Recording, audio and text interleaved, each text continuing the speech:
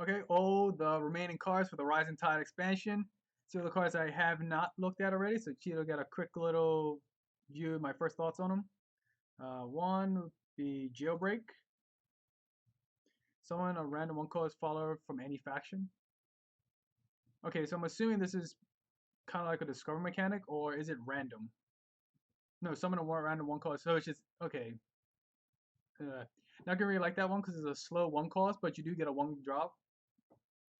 So it's not really that useful. But maybe if you got like a pure one cost deck, maybe. But like at first glance, it's not really that good. Let's go down the line. You be warned. Give an enemy vulnerable this round. If it dies this round, draw a card. Interesting. And vulnerable just means you grab them. You can basically challenge, give them a challenge. All right. If it does run, draw a card. Again, it's a one cost slow, and it's just to kill something. So you can get a like an easy pull to draw a card. Like give me a one drop, draw a card essentially, or one cost, draw a card. But again, it's slow. But in all that, it's not really that bad.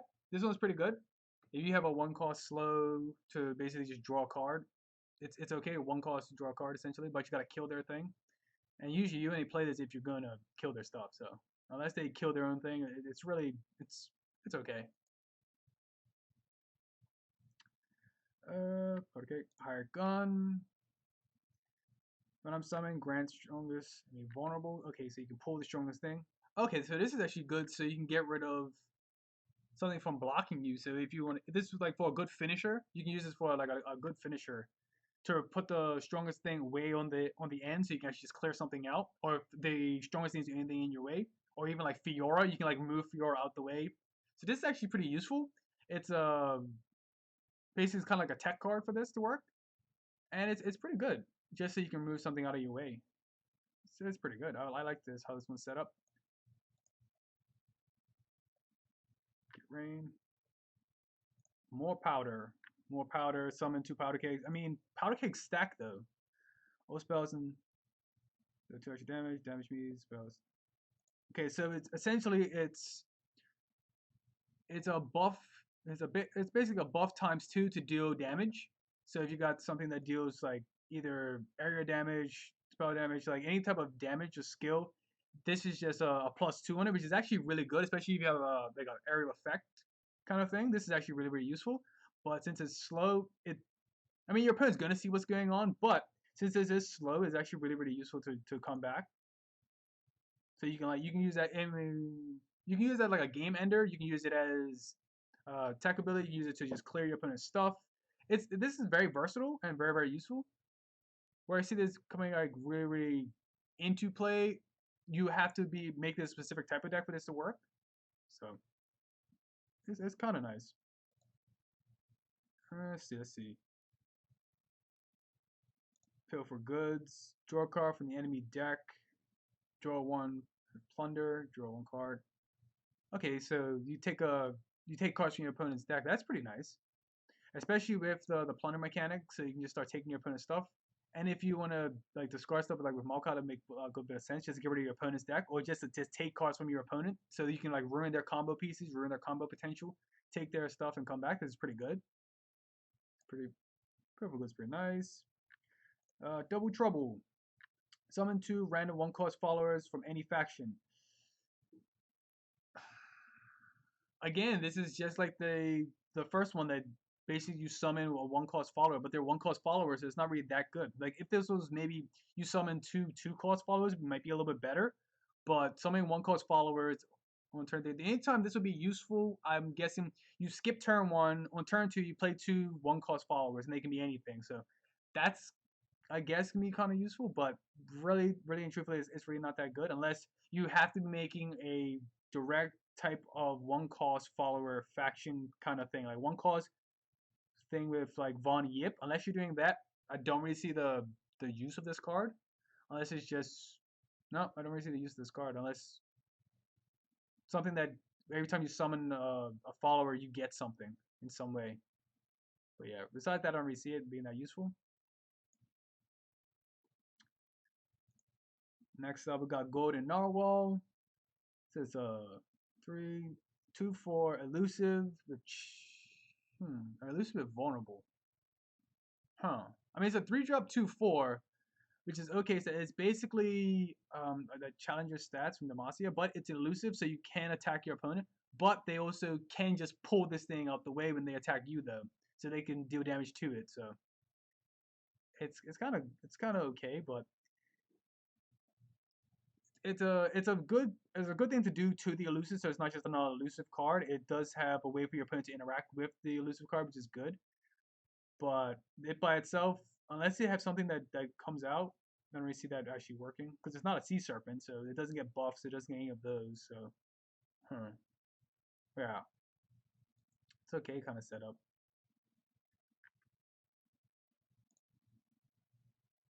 Joul Hunters, Joul Hunters.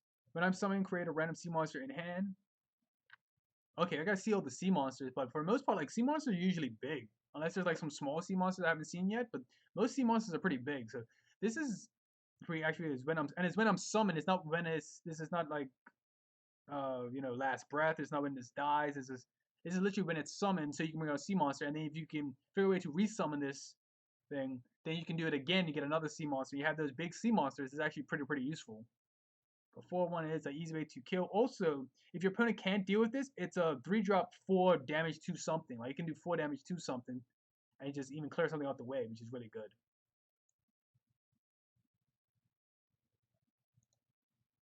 Lure of the Depths, reduce the cold.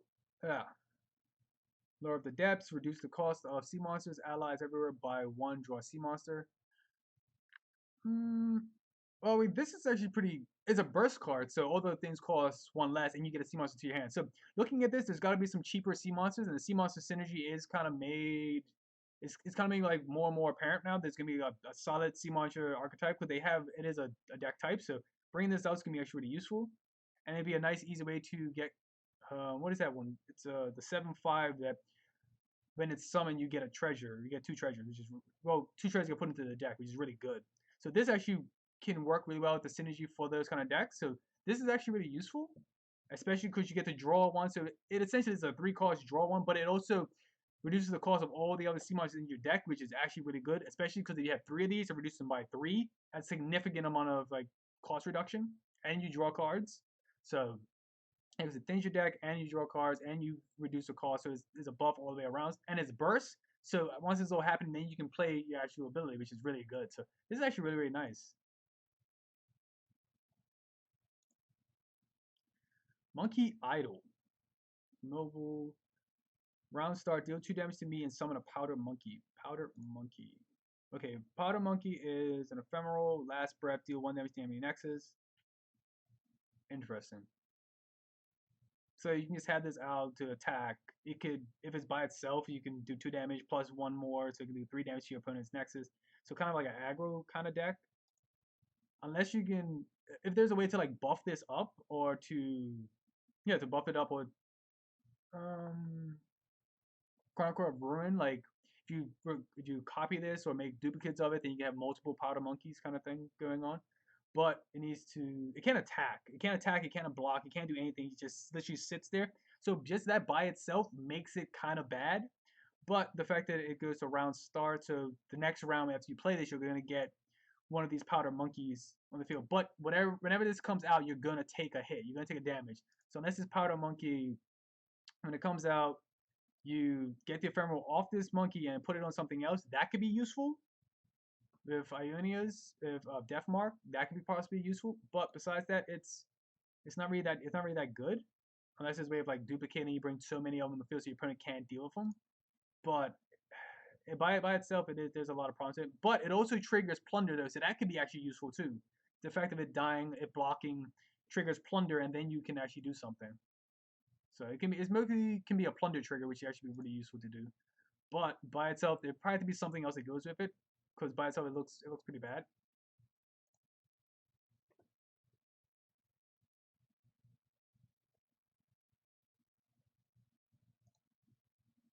Pocket Aces. When drawn, cost 1 less this round. Grant an ally +2/+1. Okay, so it's just a buff then. This is just a straight up buff. When drawn, cost 1 less this round.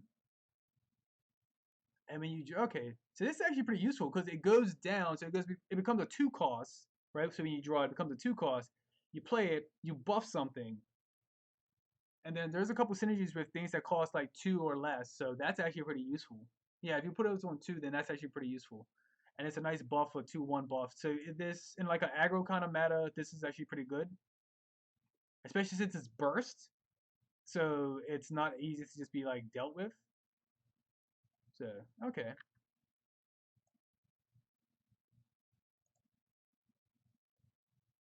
Sleight of hands, plunder, draw a random non-champion from the enemy hand. Huh. Draw a random non-champion from the enemy hand. Okay, so for this to work, you have to do damage to your opponent's nexus, and then you take a random non-champion from their hand. So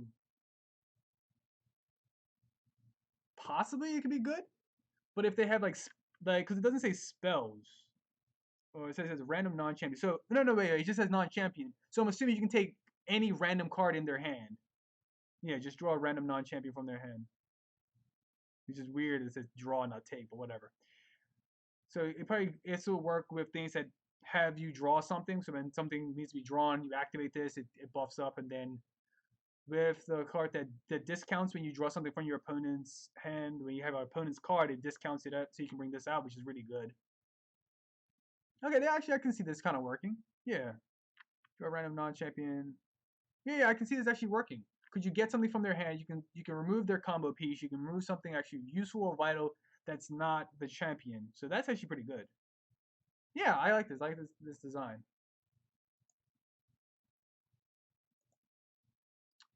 Slot butt. Round start. Grant me observe each during last turn. Shuffle my stats. Oh, okay. So this thing just gets buffed up, and then you get random stats on this. I don't see this being good unless you have to draw. Wait. With the new Twisted Fate abilities and all those cards that go with Twisted Fate, all those card drawing cards, this actually might be actually pretty useful. You have a 3 cost, but it comes to the field, and since you just drew a card, it goes to 0/4. So it can be a 3 cost 2/2, 3 cost, 3/1, or any of those like types of variations. But if you start drawing cards, let's say you draw like I don't know 3 minimum, let's say 3 cards on top of this, right? Hmm. Yeah, so 3 on top of this, so you can get like a 3/3 or like in any other variations of it, which is actually pretty decent. So you can at least have the body and stats, and then it can block. This is actually pretty interesting. It can actually block, and then the stats get shuffled up based on how many cards you drew. So it can actually it can heal itself essentially, and it can adjust its stats going back and forth. That's actually pretty useful, huh? But I don't see it like being a combo piece for like a game winner. But the ability of this actually working for constantly switching stats can be pretty useful.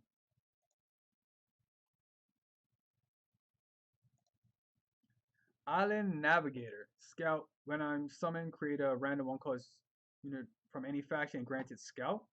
Wait. But wait, Scout, when you attack, you can attack again. So to give a random 1 cost minion, random 1 cost unit random 1 cost unit of any faction, Scout. So you can Scout, use this, attack again, use that second lane to Scout, use it, and then go again. So it's just this is for an aggro setup essentially. This is just an aggro card for all intents and purposes. It's an aggro card because Scout only works on that turn you play it. Yeah.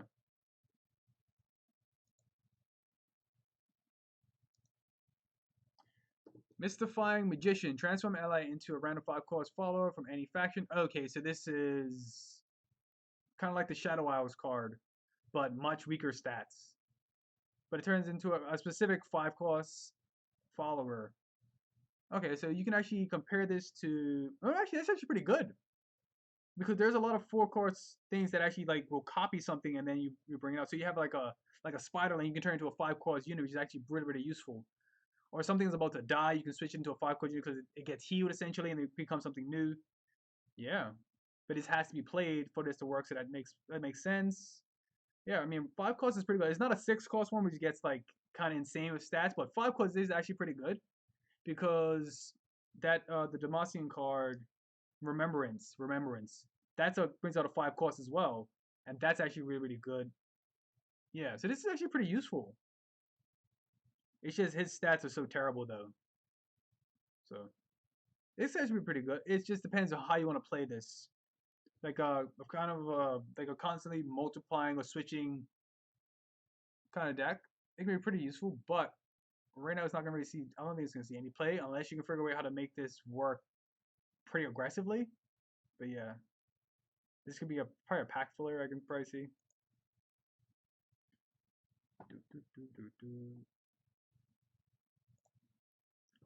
Joul Grifter.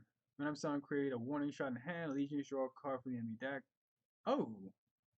Okay, so this is the Bilgewater Allegiance card. What's this? And yeah, warning shots you deal 1 for free. It's not and it's not fleeting. Okay, this is actually pretty good. Mostly because you get a free card that you can just shoot and activate Pilfer whenever you want. And if you have Allegiance properly, then you can draw a card from your enemy deck. So you can take one of their cards, activate your Pilfer, in all the same time. Yeah, this is actually really good. This can actually be pretty nice to see. Okay. Zap Spray Fin. When I'm summoned, draw a spell that costs 3 or less from your deck. Wait. When I'm summoned, draw a spell that costs 3 or less from your deck. Summon, draw a spell that costs 3 or less from your deck. So I'm assuming this is just an aggro meta because it's got a tune, so it helps it to be played. But it's kind of a worse elusive because it costs 1 more. You draw a specific card, which actually could be a buff because the specific card has a spell that costs 3 or less. So you can do something with that, probably in that turn. It costs 3 or less, so you can do with your spell mana, which is actually the exact amount it costs to play something that has a spell in some way. Yeah. You save spell mana, so it gives you just enough to activate that. So it can be pretty useful because elusive is still a big thing right now. So the fact that it has elusive plus a tune actually is pretty good. So it'll probably see play, especially because it's elusive in this current setup. But we'll see how it turns out.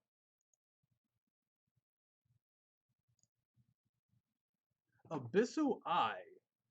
Another elusive card. It's a 5-drop elusive 3/3 deep sea monster. Okay, so this is a nice cheaper sea monster, and it's got deep.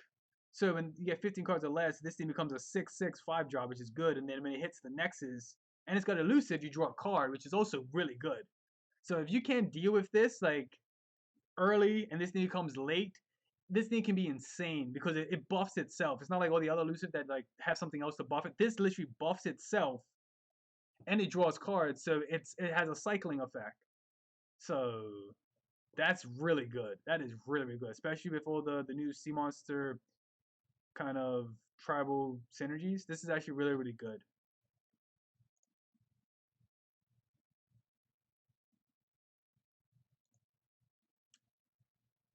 Hunting Fleet. When I'm summoned, summon a golden Norwhal for your opponent.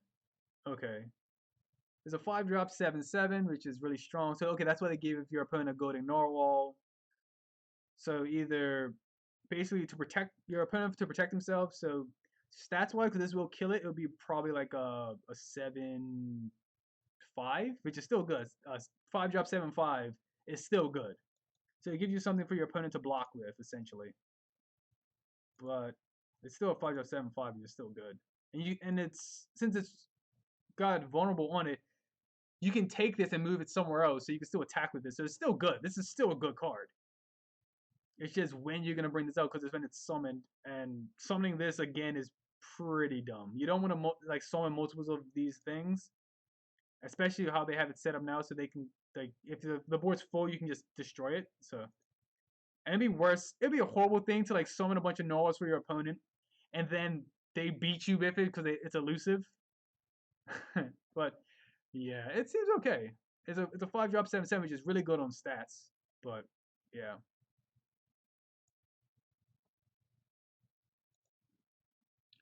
Razor Scale Hunter. Grant an enemy vulnerable. So this is really good. It's a 5-drop 4/4.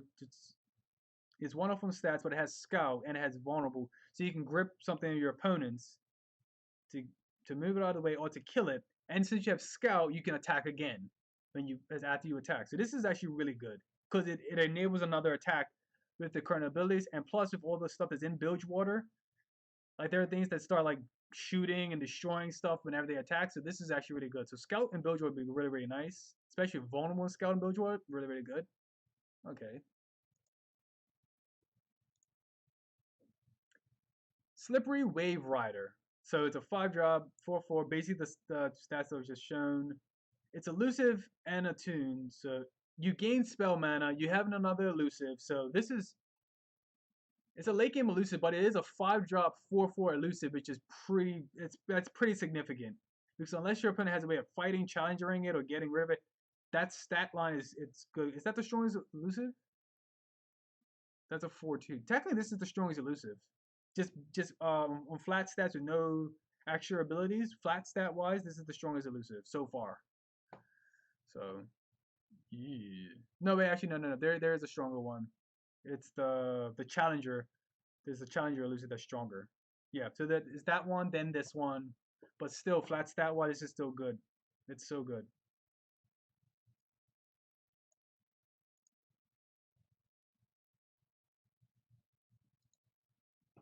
Ooh, another sea monster.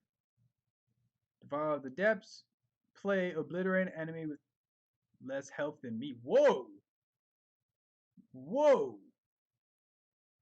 So you can just straight up just obliterate something? Wow. So that's really useful to help remove chump blockers. That's really, really useful.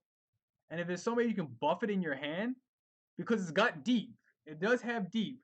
So this thing has the ability to destroy something that is basically less than 7. It can destroy something that's less than 7. That's crazy. It has the ability to destroy something that's less than 7 if you get down to deep. Yeah. With less health than me. So, wait, less health? That even makes it better. Oh my god. So literally, if you've been pinging like a big minion down, and all it's gonna do is just have less than what, 4 health minimum, and if this thing gets deep on top of it, then it becomes like anything less than 7, but it's just health wise. So there is so many things this thing just automatically destroys because its enemy is not follower, it's enemy. It's literally it can kill a champion. If this thing's buff, it can kill. What champions can it kill? They have to like. What champions can it kill?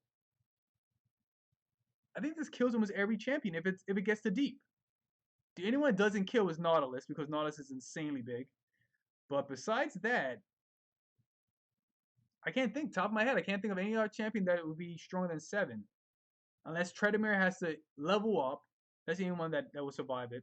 But Garen dies, Fiora dies, this dies, Lee Sin can Lee Sin can possibly make it if it levels up early. Swain can possibly make it if it levels up early.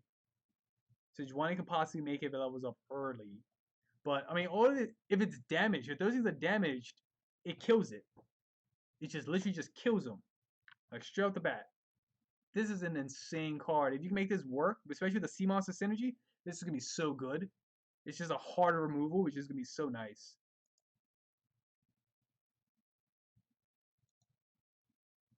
Sheriff Loretti Rose. When I'm summoned, grant all enemies vulnerable. Interesting. Okay, so this is kind of like an elusive counter then. Like if you want to even get rid of your opponent's elusive stuff, you can just play this and then just attack them and get rid of them all. Yeah. I mean, once it's played, it's ready to go. So you just remove them, and you can just you can remove elusive, you can remove things that are in your way. I think that's why more things have vulnerable. So it's not just challengers vulnerable, so you can get rid of elusives more. But yeah, this is really nice. It's a 6-drop 6/5, which is decent stats and the ability to give all your stuff, the ability to basically pull any of your opponent's things in, just good. This is a really good card. It's a really good tech card. Like it's kind of elusive hate.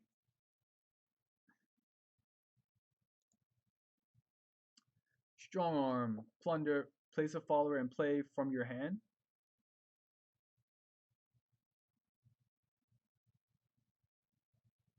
That's good.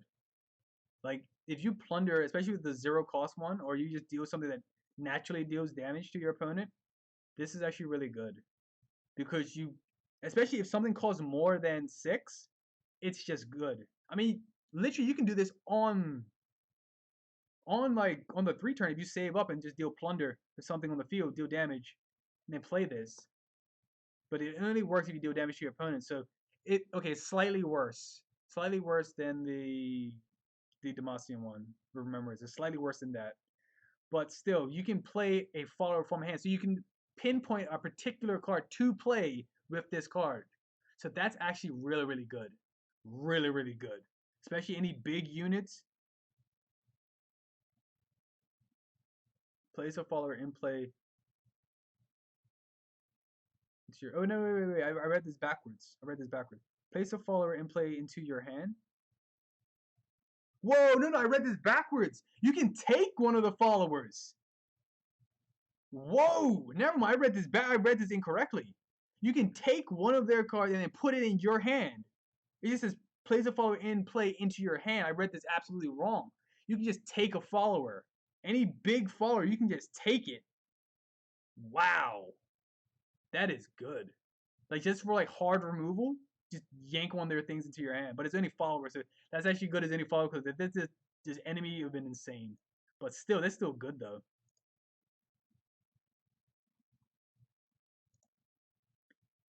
Scrap shot, toss 3, deal 7 to a unit. I mean, it's good for like Nihilus or anything that wants to toss, I guess. I mean, 7 damage to a unit, it's okay because it costs 7 though, so it's just a heavy removal card. But the only thing that's worthwhile is the fact that it's toss, so you get the toss synergies. But because you can't play it on 4 if you set up the mana to spell mana, so it's okay. But it's still a nice hard removal, which is good.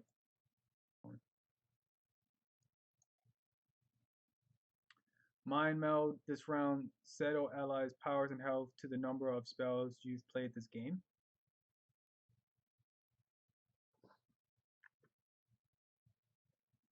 Okay, so this is like a heavy spell deck, and this can be really useful. But besides that, it's not. But if you have a heavy spell deck, this can be really, really good. We can get some nice, I don't know, 10/10s on everything. So 1/1s can be 10/10, so this is actually really useful. But since it's slow, it does have the ability to be denied. It does have the ability to be stopped. I think it's just deny then. Or if your opponent just kills all your stuff, because this is slow, so if they interact with all your stuff, remove it, then that's all done. But since it is slow, they can't just freeze all those things. They do get buffed up, which is really good. So it's a game swinger, but it's really not that good. You have to build around this card massively for this to work. Riptide Rex. Cannon Barrage 7 times on random enemies. What's Cannon Barrage? Cannon Barrage skills deal 2 damage to a unit. If it's dead or gone, deal 1 damage to an enemy nexus instead. Wait, what? Deal 2 damage to a unit. If it's dead or gone. Okay, so it targets everything, and then it just fires and yeah. So okay, so it just fires 7 times. So it has potential doing 14 damage to units or 7 damage to an opponent's nexus if you've done damage to them, which is it's pretty nice. Like if you have something that buffs like skills and stuff, like what's it, Funsmith, this is actually really useful because you can do 14 to the nexus, or you can do what's that, 21 to the well 21 to units. It's really good. That's really good.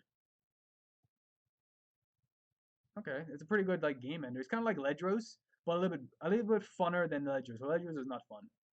At least it doesn't have menace. I mean not menace. This doesn't have fearsome and like last breath, so it comes back. So that's really good.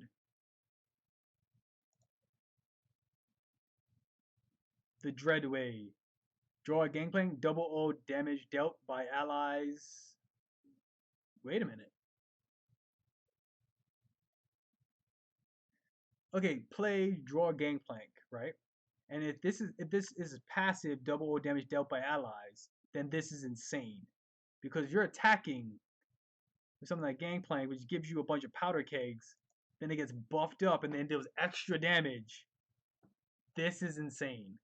This is an insane card, especially because it's got fearsome, so it's hard to block, and it deals double damage by allies. Well, does this count like for abilities? It says double O damage dealt by allies. So if an ally has an ability to do damage, I'm assuming that doubles it.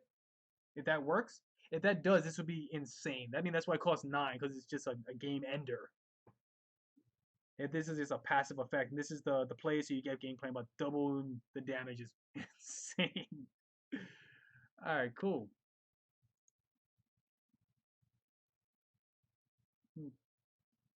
Check something real quick.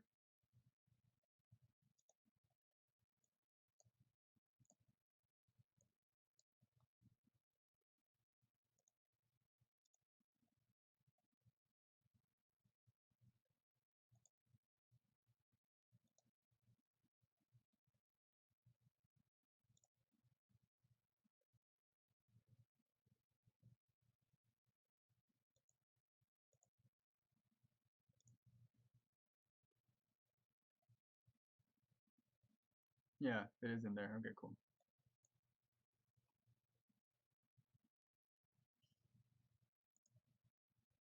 All right.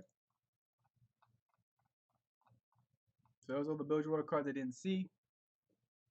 Okay, that's all for Bilgewater. Let me see what Demacia I haven't looked over. Demacian cards. Okay, looking over the Demacian cards I haven't seen yet. This is Ranger's Resolve. Give allies tough this round. Okay, so they can just last. So I mean, tough's good just for the fact of if it prevents all the ping damage. So like the whale doesn't work anymore. Like it just protects itself from whale, which is absolutely insane and good. So aggro, you can make an aggro kind of Demacian deck, which is really nice. And it's burst, so you ain't gonna really worry about too much. But yeah, all right. It's an easy little tech card.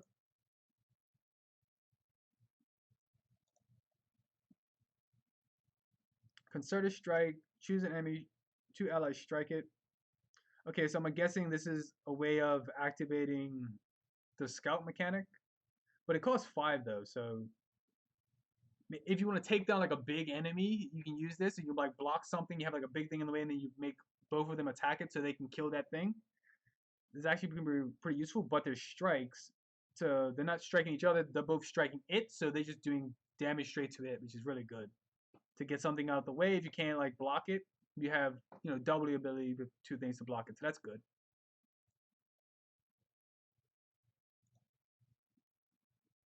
Genevieve Helmhart. Alright, so 6 drop. When I'm summoning, give other allies +1 this round. Wait, she's kind of like a Cythria.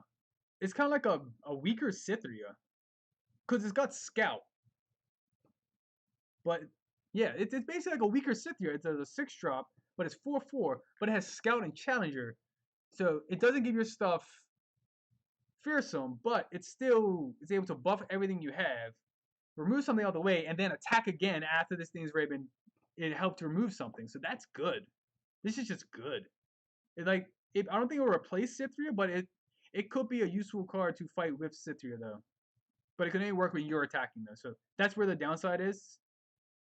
So yeah, you can't just play it and then like attack. It has to be when you're summoned. So it has a vastly lower like effectability because it is much significantly weaker. Yeah, it's a 6 drop 4/4, which is it's just way weaker. But it does have the ability to buff all your stuff up. So it's possible.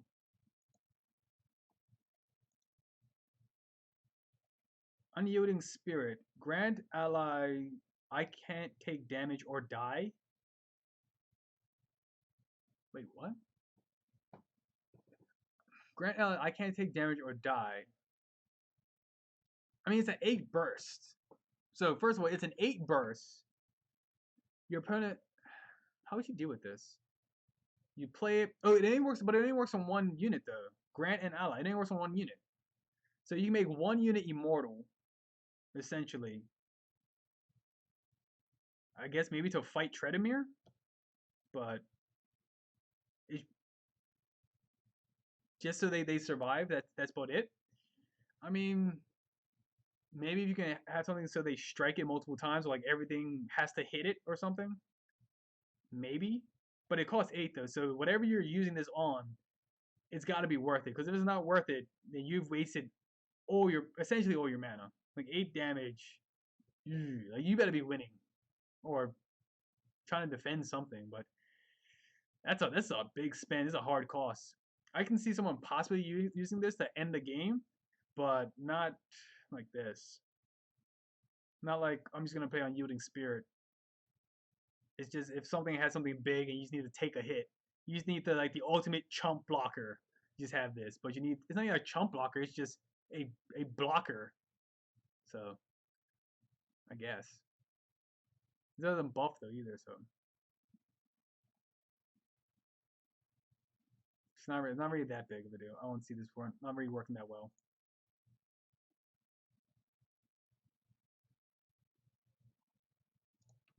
All right, let's check out Frill Jord.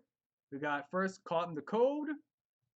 Given an enemy unit Frostbite and vulnerable this round, it's slow. So you make sure they have no attack and you make them vulnerable so you can attack into them.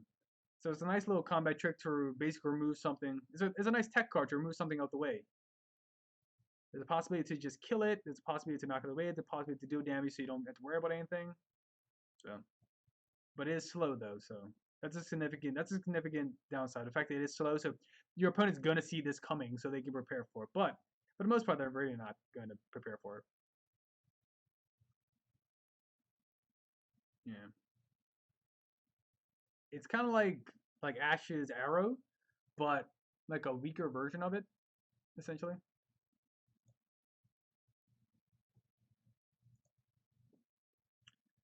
Shared spoils. Grant the top 3 units in your deck +1/+1. Draw one of them with plunder. Huh. Okay, so it's kind of like the bird that gives. Yeah, it's kind of like the bird that gives you the top 2 units +1/+1, but this gives you the top 3 units, and if you plundered, then you gain and you draw a card. So draw a card for one, draw a card for 2, and they get buffed. So that's actually pretty good, and it's burst, so that's nice. Yeah, that's actually pretty good. It's a good like 1/2 going forward. So you can like play this buff a unit with the what's the bird called? With the bird that deals damage. Yeah, if you play the bird on turn 1, then it comes to turn 2, you attack. They have nothing. You do damage to them.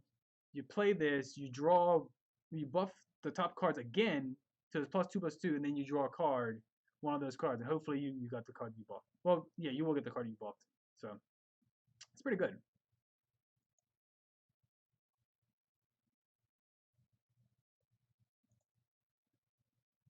Aurora Borealis. Create 2 random poros from any region and 2 poro snacks. I mean, this is a very expensive card. Create 2 random poros from any region. I'm assuming you put them on the field. Yeah, you put them on the field. Main region and 2 poro snacks. So if I'm reading this correctly, you create 2 random poros. They don't say add them to your hand. They just say create. So I'm assuming you put them on the field, and then 2 poro snacks. So you buff the poros twice. I'm assuming. Because if you don't do that where you create 2 poros on the field and then buff them twice, this is a bad card. Unless you do that, because if someone's attacking you and then you play this, hopefully you just have to survive. But if you come at late game, you have more poros. So it's just a pure poro synergy card. This is kind of like a meme card. But if this can work, it can be pretty significant because 2 poro snacks, if they're activated, it just says create. It doesn't say like play. But I'm making a big assumption that you activate this and it just comes over. So we'll see. But that's what I think. If that it is a meme card, it's for meme potential to have fun with the poros. Okay.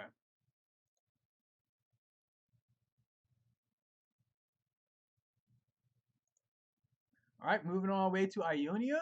We got first Eye of the Dragon. So we got Natune. We got round start summon a Dragonling if you cast 2 spells the last round. Okay, so you cast a spell. A 2+ spell last round, you get a Dragonling, which is a 2/1 ephemeral lifesteal. Hmm. I mean, with what is the card? I have Shadows. That like if you have something that removes this ephemeral and you put something on one of your opponent's cards, then maybe this can work pretty usefully, pretty significantly. I mean, because it's round start. If you did something, has a 2 spell last round, then you have this. So it'll automatically just be on the field to protect you. So that's good. Maybe later on this probably be something useful, but like as I'm seeing it, it looks it's okay. It's a 2-drop 1/3, which is fine, but the attune because it gives you spell mana, which is nice, but unless you can figure out how to make multiples of these, I don't really see it working too well. Or unless you have to make a combo. Has to be a combo card. I don't really see any other way this working unless it's a combo card.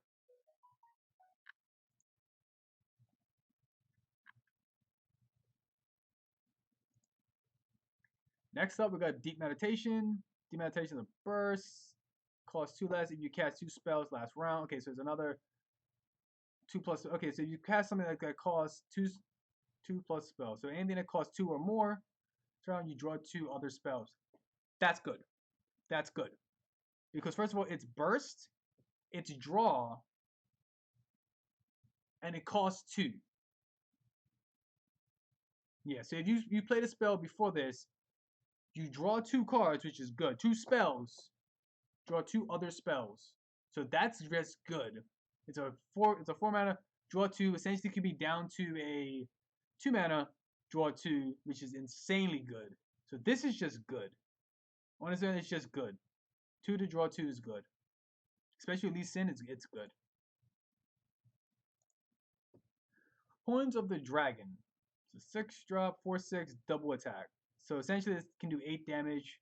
I mean, this is the first time it's been just a plain double damage, a double attack minion that doesn't have like some type of triggering ability. I mean, this with Bionia, if you can make this thing elusive and then buff it, you can do a ton of damage. That wasn't anything off the top of my head. Yeah, because you can buff this twice, turn this thing into a 10/10 and just doing 20 damage elusive if you want to. If you can get this on the field and it doesn't die, protect it in some way, and they have this on the field, then next turn you just buff up and you start attacking your opponent. This can be insanely good. You can burst someone out from nowhere. And this is why you need things that can fight it. But yeah.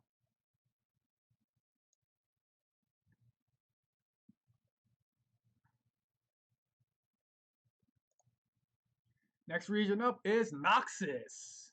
Death's Hand. Deal 2 damage to an enemy unit and 2 to their Nexus for 3. Okay, so it's kind of like a Get Excited but split. So you can do 2 to a unit and 1 to the Nexus.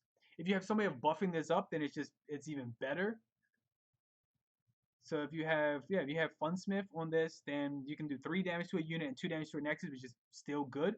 It's kind of like a 1 cost more Mystic Shot or a split Get Excited. So this is really good. This is a really good card as it comes out. This is really nice, especially with Swain how he's like set up because it's all about dealing non-combat damage. So dealing 2 and dealing 1, there's 3 damage that adds to Swain.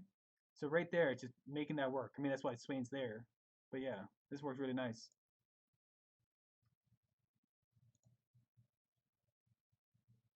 Next up, we got Iron Ballista. It's a 4/3 3-drop Overwhelm. Which is just a good card. It's just a good card.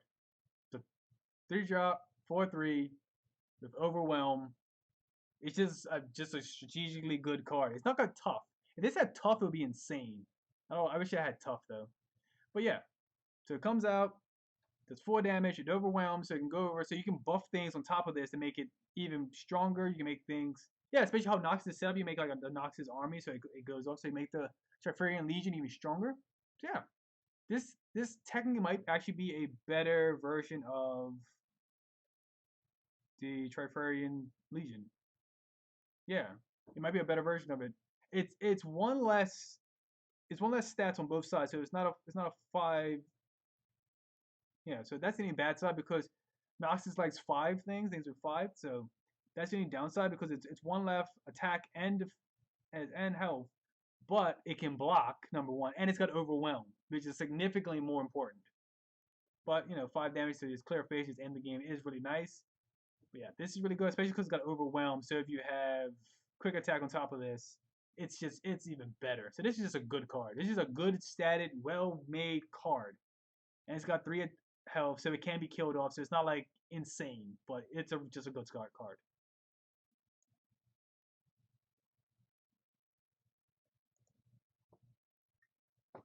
Armored Tuskrider. Overwhelm, 6 drop. Okay, it's a nice 6 drop of Overwhelm. It only takes damage from enemy units with 5 power. Whoa! Wait a minute. Wait a minute. This is insanely good. Because it's got Overwhelm, so it's going to run over things. And it basically can't be chump blocked at all. You chump block this, it doesn't matter. It runs over you, takes no damage, and it's just coming at you. That's insane. That's an insane card because it's got Overwhelm and it doesn't take anything from less than 5. And if you can just buff this, or you can give it quick attack, you can give anything that just so it survives. This card is good. This card is just good. It's so good. A 6-drop Overwhelm and it don't take any damage from 5 with it. From user 5+ power. Wait. I only take it takes that's so good. But it is funny that it is the 5 power thing with Noxus. It's all about the 5 power. You gotta have the 5 power with Noxus, but this is so good.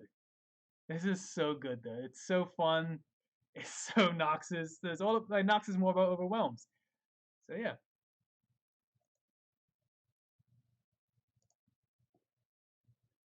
Unicron Glinthorn. Attack, stun all damage enemies. Wait.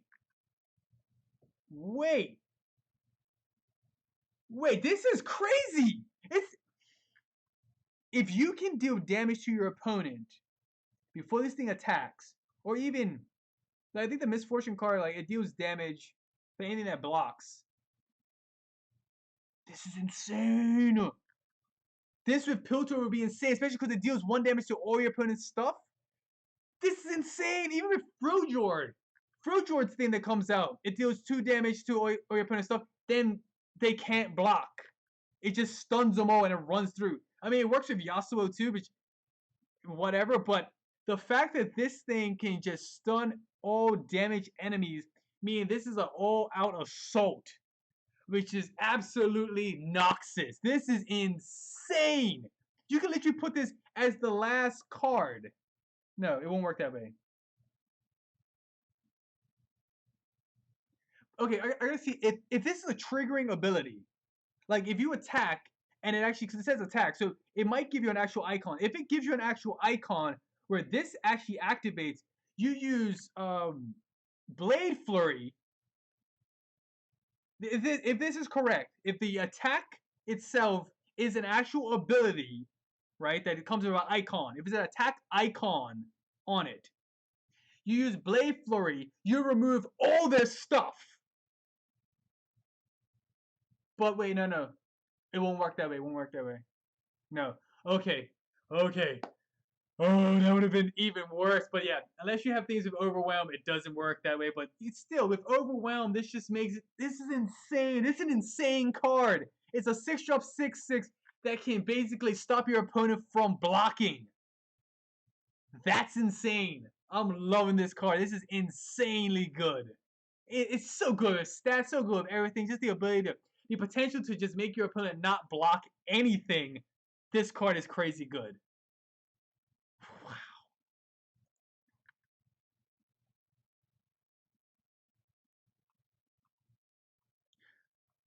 All right, that is all of Noxus right now.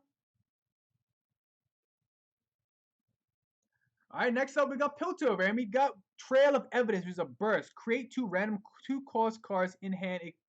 It costs 0 this round. Create a random 2-cost card in hand. It costs 0 this round.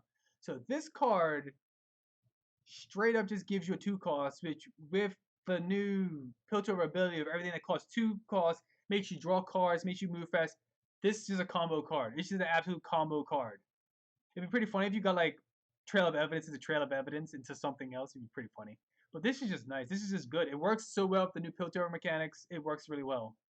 Just to like constantly burst up, it's so good.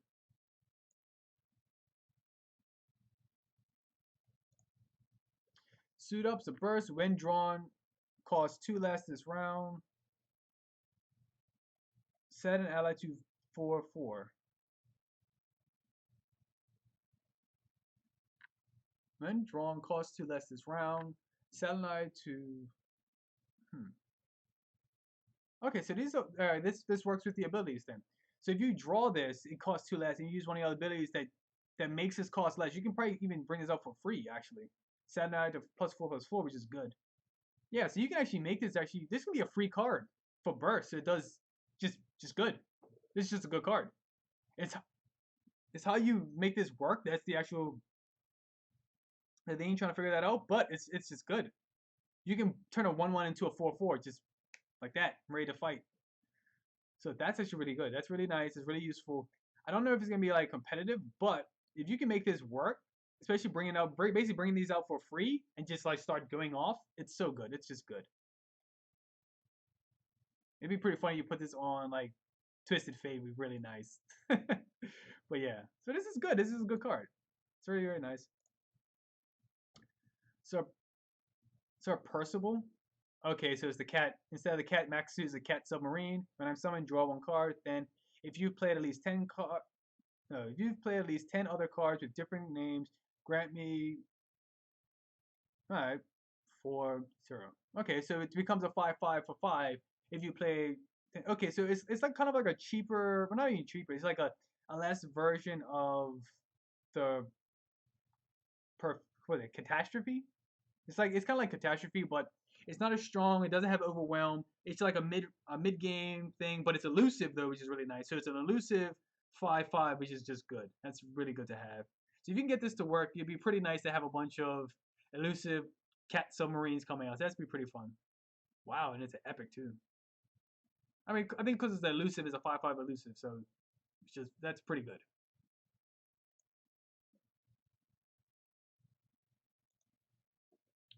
Chief Mechanic Zephy. When you draw a card, give it fleeting and create a copy of it. That's pretty nice. I mean, it depends how you want to put this together, but that's pretty nice though. Wait, what's holding that teacup? I don't know. But it is pretty nice though. Give it fleeting and create a copy. So you can So you can draw a card, get rid of the fleeting card. So essentially you get 2 cards, right? And one since you got fleeting, you can use that card up and you still have the other card ready to go.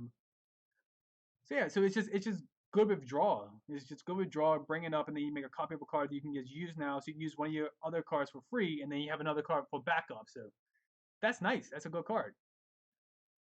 And it's when you draw a card, which is really, really important because this thing, it's not, when you summon, draw a card, it's when you draw a card, give it fleeting and create a copy of it. No, wait, I read this wrong. When you draw a card, give it fleeting and create a copy of it. Okay, never mind. So you draw a card, it's fleeting, and you have a copy of the card, but they're both fleeting though. Okay, slightly worse, but it's epic though. But why? I think because you create a copy of something, so it has the burst potential of going off, but unless they're really cheap, it could be really, really bad. Like it'd be horrible to get this and you get progress day because you can only use one. But since it's a copy of something, you can use like discard mechanics, which is really good. So you can get rid of stuff when you need it. Bring this out. So that's actually really useful. But you draw 2 cards. Those will also become fleeting. Those also become things. So this might not be that good. I think it might not be that good. This late game, unless I would probably have to think of a way to make this work, but right now it might not be that good. Top of my head, no.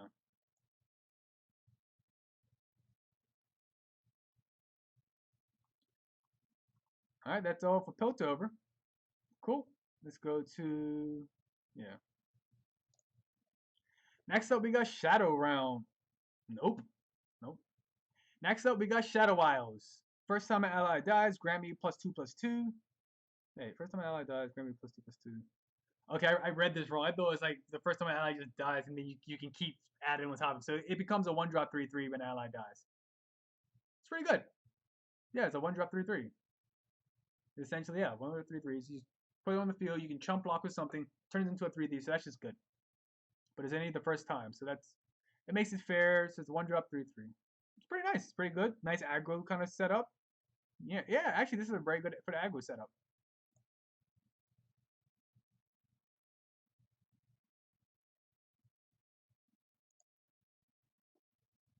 Sapling toss, summoning a sapling next round. Just a burst, summon one sapling, and the sapling is just this 1-drop. Grammar roll with challenge, so you can just move something and pull out the way. Okay, it's fine. It's okay. It's not really that like special, really like great thought for, but it's a 1-drop sapling, so you can work with that other 1-drop that when something dies, it turns into a 3/3, which is really good. So you can actually pull this challenger out, challenge when your opponent die, and then buff up the other one, turn into a 3/3. So that's just good. Yeah. So it's a quick enabler for the other one, for the other 1-drop. Blighted Caretaker. Okay. Kill an ally. Summon 2 saplings. Saplings, the ephemerals 1/1. Okay. Interesting. So this comes out. It can be contested, it can be fought, but you can use these saplings to pull your opponent's stuff and send your. Wait! Callista! Callista! Yes, Callista! If you have Callista on the field with this, you kill one thing that's on the field. That's one. You bring out 2 saplings. 1, 2. They're both ephemeral, right? So these 2 attack. You put Callista at the end. You level up Callista. Aggro deck. So yeah, the aggro deck is there. It's ready to go. The aggro deck is ready to go. So this is like Callista's other version of Callista to buff up, which is really nice. Wow. You start sapling stuff off. That seems pretty funny. Okay.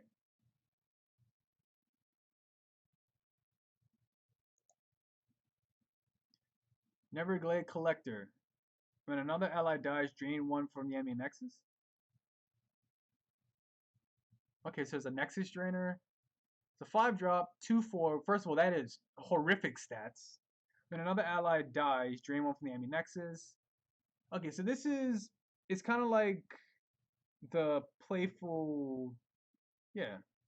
Wait, it's just another version of the playful prankster. It's like, yeah, it's basically like another version of playful prankster, because when that one triggers, yeah, it's a stronger playful prankster essentially, but you drain 1 from the enemy nexus. But the big difference is you gain life though. That is the big difference. So your nexus gains life as your opponent's losing life. That's the big significant difference. But yeah, it goes in the aggro deck though. This can be kind of like a late gamey kind of thing with the aggro deck with the pranksters to deal as much damage as you can to your opponent's nexus, drain their nexus, and gain life into that working. But yeah, it'll be working with the aggro deck, maybe a little bit mid range, but I don't really see it that working that well. Because the prankster still works. I mean, it's still a 2-drop, so it can't block. Like if fearsome, they have a fearsome, you can't block it, and they can kill it for the most part. But it is significantly better because you want to just get removed from stuff that kills 0-cost minions, but it is still very very weak. And plus a 5 cost for a 2/4, that's terrible stats. Like maybe this thing was like a 2/5, maybe I would say this makes more sense, or like a 3/4 maybe, but as it is, terrible stats. I like how you gain life, your nexus gain life when they lose life, which is really good, but the stat line is horrific.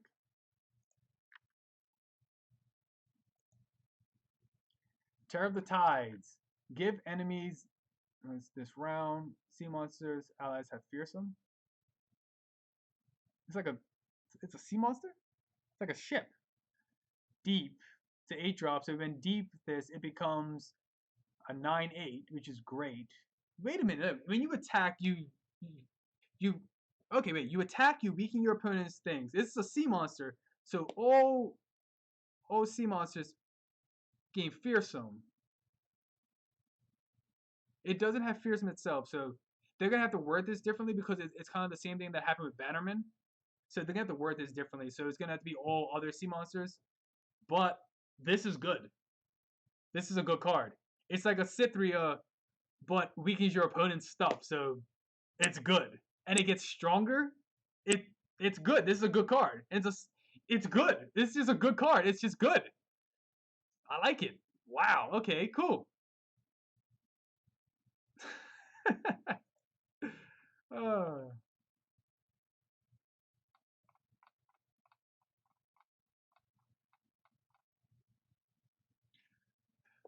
okay, that was the Rising Tide. That was all the cards, all the remaining, the last bit of dump, all the last bit of cards. Uh, can't wait for the next expansion coming out. So get ready for it. It's gonna be awesome with all the new toss mechanics, the sea monsters, the new synergies, the tunes, like all that stuff, the deep, like all those other mechanics that are coming in. I can't wait. I can't wait to see what this is going. But yeah, I'll see you later. Take it easy.